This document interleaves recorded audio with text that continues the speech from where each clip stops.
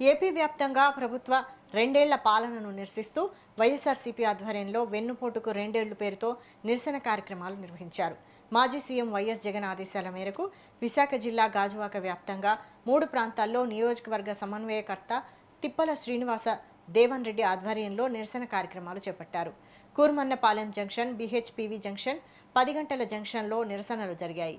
ఈ కార్యక్రమంలో మాజీ మంత్రి బాలరాజు, తిప్పల నాగిరెడ్డి, వైఎస్ఆర్సీపీ గాజువాక సమన్వయకర్త దేవన్ రెడ్డి, వార్డు కార్పొరేటర్లు, కార్యకర్తలు పాల్గొన్నారు. కూటమి ప్రభుత్వం వచ్చి ఆల్మోస్ట్ 2 ఇయర్స్ స్పాన్ అయింది. ఈ 2 ఇయర్స్ లో కూడా ఎక్కడా కూడా వాళ్ళ ఇచ్చిన హామీలు కానీ వాళ్ళు చేస్తున్న పనులు కానీ ఎక్కడా కూడా అస్తవ్యస్తంగానే ఉన్నాయి. ఎక్కడా కూడా ఫుల్ఫిల్ చేయలేదు.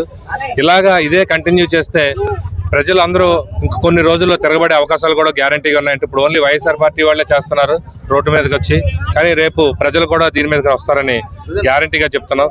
ఇది వైఎస్ఆర్ పార్టీ జగన్మోహన్ రెడ్డి గారు అవ్వచ్చు, పార్టీ శ్రేణులు అవ్వచ్చు, ఎవరైనా సరే పక్క రాష్ట్రాలు కూడా ఇన్స్పిరేషన్ తీసుకుని మనం రీసెంట్గా కూడా చూసాం. చెన్నైలో తమిళనాడు కూడా విజయ్ గారు అఖండ మెజారిటీతో గెలవడానికి కొన్ని స్ఫూర్తి ఇక్కడ జగన్మోహన్ రెడ్డి గారు ఉన్నారు.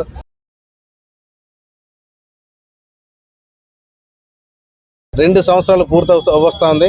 ఈ రోజు మనం అందరం కూడా చూస్తా ఉన్నాం. ప్రతి ఇంటికి వెళ్ళి సూపర్ 6 అని చెప్పేసి ప్రజలందరికీ మోసం చేసింది. ప్రతి ఒక్క ప్రజలు కూడా మీరు అవగాహన తెచ్చుకోవాలి. సూపర్ 6 ఏ ఒక్కడైనా సమంగా మన ఇంటికి గానీ మన గడప గానీ అందుతుందా? ఈ రోజు వైద్య రంగం చూస్తే నిర్వహణ చేస్తుంది. ఈ రోజు మనం వైద్యానికి వెళ్ళి ఏ కార్పొరేట్ హాస్పిటల్లో వెళ్ళా సరే మన జగనన్న ప్రభుత్వంలో బల్లగుద్ది పైన మనం వైద్యం చేయించుకునే రోజులు అవి. ఈ రోజు బతిమాలిన వైద్యం చేయని రోజులు ఇవి. ఈ రోజు రైతాంగాన్ని చూస్తా ఉన్నారు.